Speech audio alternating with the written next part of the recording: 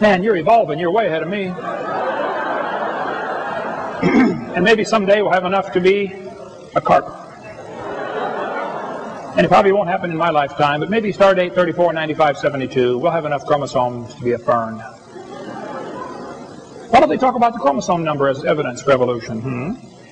Ernst Haeckel said he knew that spontaneous generation must be true, not because it had been proven in the laboratory, but because otherwise it would be necessary to believe in a creator.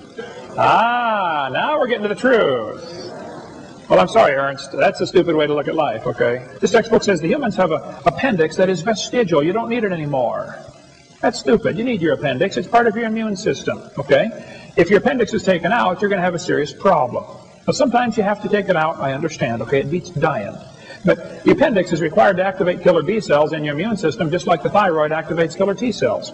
If you take your appendix out, you got a much better chance of getting quite a few diseases. It's not vestigial. Just because you can live without it, so what? You can live without both your legs and both your arms and both your eyes and both your ears also. Doesn't prove you don't need it. Get that out of the book. The textbook says humans have a tailbone that is of no apparent use. That's stupid. I was in a debate one time and this atheist said, Hovind, I got proof for evolution. Humans have a tailbone they don't need anymore. I said, Mr. Patterson, I taught biology and anatomy. I happen to know there are 9 little muscles that attach to the tailbone, without which you cannot perform some valuable functions. I won't tell you what they all are, but trust me, you need those muscles. I said, no.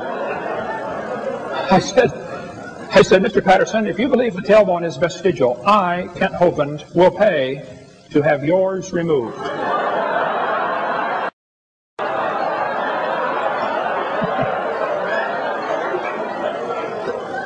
He did not volunteer. There's a magazine where you can order chickens. Okay, boys and girls, let's order some chickens. Do you want to get cinnamon queens, red rocks, white rocks, cherry eggers, brown leghorns, golden comets? But then the magazine says, jungle fowl are the original bird from which all varieties and strains of domesticated chickens are derived. Did you know all the chickens had a common ancestor? It was a chicken. Some say, well, that's evolution. No, I'm sorry, that's stupid, okay? It's a variety of chicken. The people that have 80 pairs of shoes in their closet, do you know what they want? More shoes. People that have $1 million in the bank, guess what they want? More.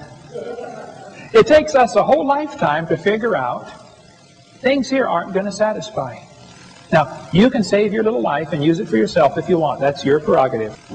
You can work hard and make a bunch of money and die rich. Okay. You're going to die either way. I'll tell you one thing I found that satisfies. Give your little dash to Jesus. Say, do something with this. You can have it. Folks, there is no scientific reason to reject the Bible. There is no scientific reason to accept the evolution theory. None. Now, you might have a reason to accept the evolution theory because of your lifestyle. Well, then I can't help you. Okay? But let me tell you, God created the heaven and the earth. God's going to come back and be the judge of this world one of these days. And if you haven't trusted Jesus Christ, His Son, to forgive you of your sins, you're in serious trouble. You're going to stand before God in trouble. The pre-flood Earth probably had one very large supercontinent containing lush vegetation, seas, rivers, and minor mountains. According to the hydroplate theory, the pre-flood Earth had a lot of subterranean water, about half of what is now in our oceans. This water was in interconnected chambers forming a thin spherical shell about half a mile thick, perhaps 10 miles below the Earth's surface. Increasing pressure in the subterranean water chamber stretched the overlying crust just as a balloon stretches when the pressure inside increases.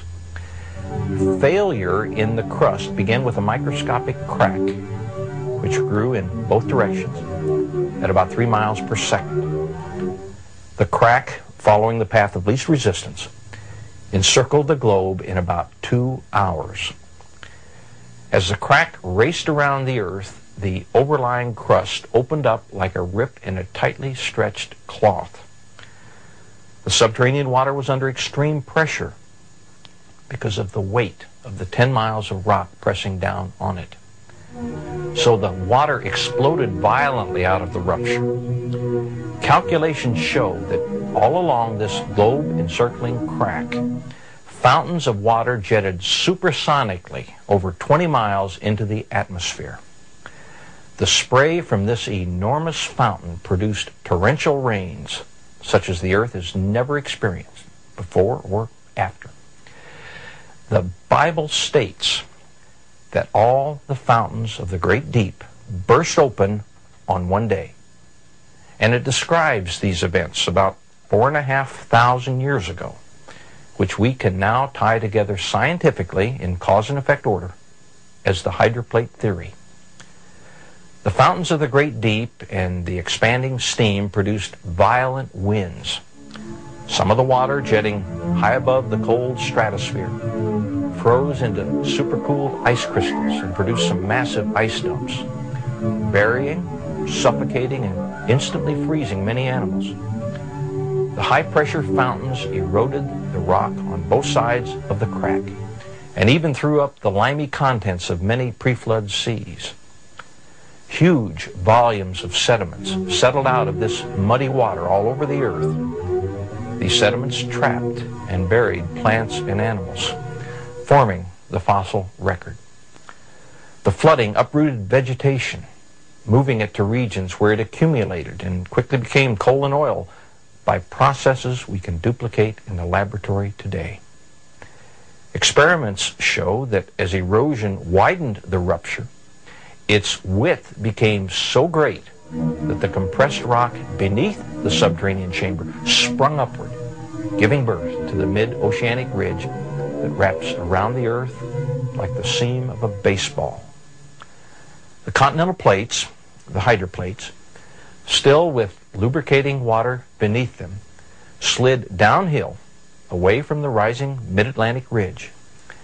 After the massive, slowly accelerating continental plates reached speeds of about 45 miles an hour, they ran into resistances, compressed, crushed, thickened, and buckled. The portions of the hydroplates that buckled up formed mountains. Those that buckled down formed ocean trenches.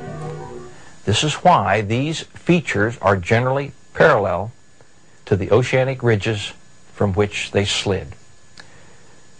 The hydroplates, in sliding away from the oceanic ridges, opened up very deep ocean basins into which the floodwaters retreated. Every continental basin was naturally left brimful of water, producing many post-flood lakes. Each lake that grew from rainfall or drainage from higher elevations spilled over its rim at the lowest point of the rim.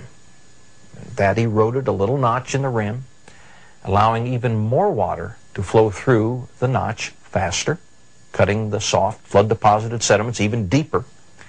This process accelerated until all the lake's water dumped through a very deep slit, forming a canyon.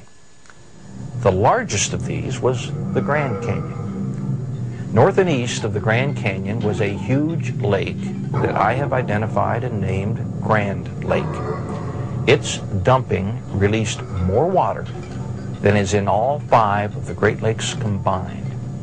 Grand Lake spilled over its rim, eroded its dam, 20 miles south of Page, Arizona, catastrophically forming the Grand Canyon within a few weeks. Rapid deposition of flood deposits from tidal action means there was little time for erosion to occur between successive layers. On the long time scale envisioned by evolutionary theory, there should be considerable evidence found of erosion and infilling by successive geologic formations during the weathering expected over millions of years. The geological layers of the Grand Canyon are remarkable in showing little or no evidence of erosion between different layers. Instead, we see pancake layering, very much consistent with the rapid deposition envisioned by the flood model. Erosion did not occur until all of the layers had been deposited. But how rapidly could the canyon itself have eroded? Freshly laid down sediments would still not have completely hardened into rock, which allows the possibility that erosion of the canyon could have taken place far more easily than if it had hardened into rock as evolutionary theory has assumed. However, under the right conditions, water can rapidly cut its way through the hardest of rocks, such as the granites at the bottom of the Grand Canyon. Those conditions involve cavitation. Cavitation is the rock pulverizing process associated with water flows greater than 100 feet per second. As water detaches from irregularities in the bedrock channel, vacuum bubbles are produced, inflicting hammer-like blows on the bedrock surface, literally converting the rocks into powder. A modern example of rapid erosion of bedrock from cavitation comes from Glen Canyon Dam on the Colorado River just above the Grand Canyon. Excessive snowfall from the high country of the upper Colorado River Basin in late spring of 1983 caused excessive runoff that poured into Lake Powell at rates of up to 148,000 cubic feet per second. This rapid inflow threatened to overflow Glen Canyon Dam. To control the high flow rates, the power plant was run at full capacity, releasing 28,000 cubic feet per second through the turbines. Then the outlet tubes were opened to drain another 17,000 cubic feet per second. This was still not enough. The emergency situation required engineers to risk damage to the spillway tunnel. And on June 15, the 40-foot diameter left spillway tunnel was opened to drain an additional 13,000 cubic feet per second, which was then raised to 17,000 cubic feet per second. Then on June 28, the flow was increased to 32,000 cubic feet per second. At this point, the water exiting the tunnel became red, and noticeable ground vibrations, earthquakes, were felt by engineers. Large blocks of concrete and bedrock came hurling from the 40-foot diameter tunnel. After closing the spillway tunnel, the survey team discovered extensive cavitation damage. The 3-foot thick steel-reinforced concrete lining of the tunnel was penetrated by huge pits. At an elbow where the tunnel levels out, a hole 32 feet deep, 150 feet long, and 40 feet wide was cut through the lining into red sandstone bedrock. This hole required 63,000 cubic feet of concrete to fill. The repair process to the enormous hole shows the vast extent of the damage. The speed of erosion in the Glen Canyon Dam spillway tunnel occurred very rapidly during the period when the red color of water appeared and ground vibrations were generated. It is possible that cavitation was pulverizing concrete, steel, and sandstone at the rate of 1,000 cubic feet per second during the peak period of erosion. The destructive effects of cavitation at Glen Canyon Dam tell us the Grand Canyon could have been eroded very quickly by the sudden release of a huge volume of water above the canyon.